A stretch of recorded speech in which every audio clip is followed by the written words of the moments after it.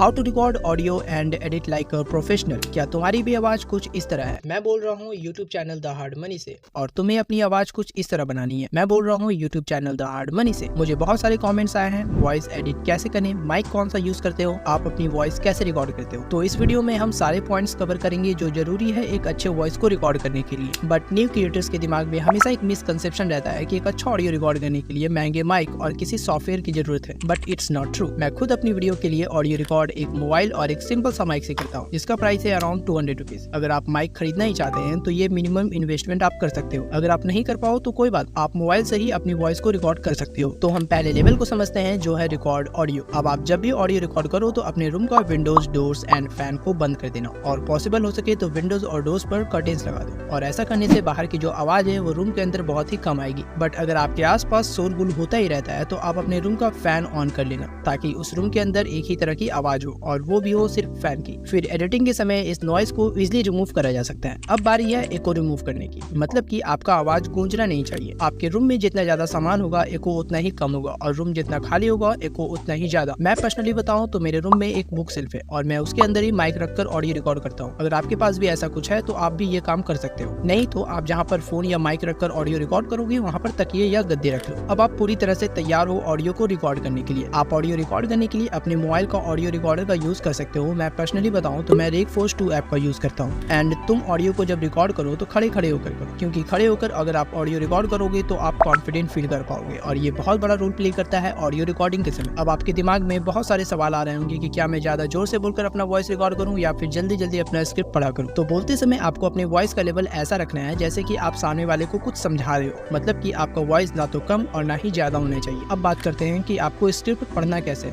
इस फैक्टर को समझने के लिए ये एग्जांपल समझो। दो लोग हैं, पर्सन ए और पर्सन बी। इन दोनों को ये सेंटेंस बोलना है। पर्सन ए इसे इस तरह से पढ़ता है, how to record audio and edit like a professional. And person B इसे इस तरह से पढ़ता है, how to record audio and edit like a professional.